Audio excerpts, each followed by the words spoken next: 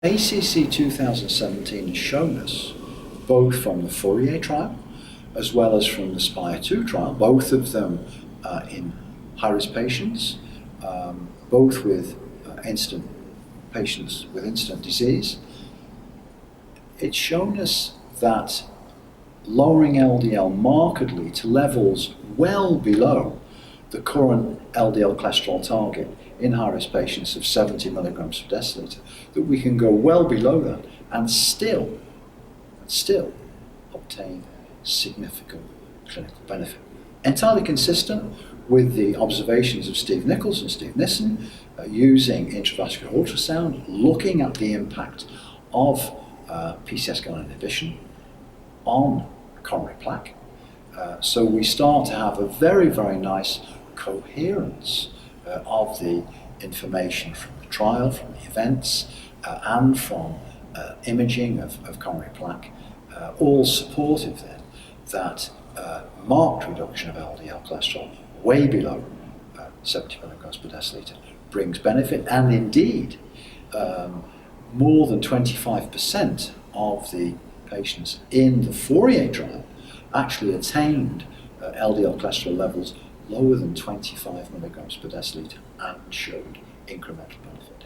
So this is really a watershed in the lipid lowering field, the prevention of atherosclerotic cardiovascular disease.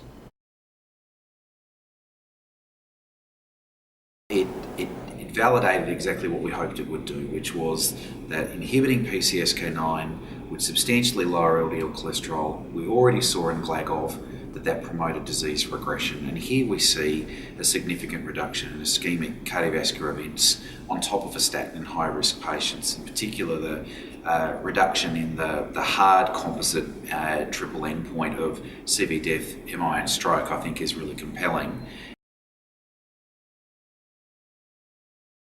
In ACC 2017 has seen the culmination of PCSK9 monoclonal antibody in terms of a large cardiovascular outcome trial in over 27,500 patients, which has clearly demonstrated not only the additional benefit of inhibiting PCSK9 and the monoclonal antibody in patients at high risk of cardiovascular disease already on high-intensity statins, but it is also importantly shown that there is really no lower limit in terms of LDL reduction, which is not beneficial to reduce cardiovascular disease further. So it's a landmark day in cardiovascular disease prevention, because here you have a 27,000 person study. We're on top of statin therapy. You see a reduction of 20% in CV death, non-fatal MI and stroke with a monoclonal antibody that reduced LDL by over 50%. If we think about the take-home messages, there are two that stand out. The first one would be that FOURIER is the very first lipid-lowering trial with a significant proportion, absolute number of patients with peripheral arterial disease. Peripheral arterial disease is a little bit the, how should we say, neglected component of cardiovascular disease. It has dramatic consequences, as you know, to quality of life. And this is the very first time in which a substantial cohort, more than 3,000 patients, and the results with evolocumab in the FOURIER trial show that there is more than 20% or more reduction of risk in the first year, more than 30% in the second year, not only for myocardial infarction, but equally for events in individuals with peripheral arterial disease. And we can even go further, the second take-home message, and that is that individuals with stroke, primarily ischemic stroke, equally benefited going lower than 70 milligrams per deciliter.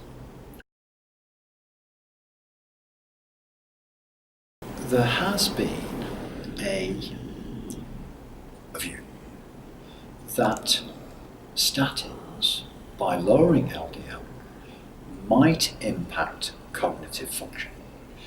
And this has been a worrying concern, particularly in elderly patients, for some time. There has also been a concern that there might be a very small but significant signal for hemorrhagic stroke in individuals at very low levels of LDL, less than, for example, 25 milligrams per deciliter. And what FOURIER and equally the SPIRE2 data have shown is that there is absolutely no evidence whatsoever for any increase at all in hemorrhagic stroke. And equally, on the basis of the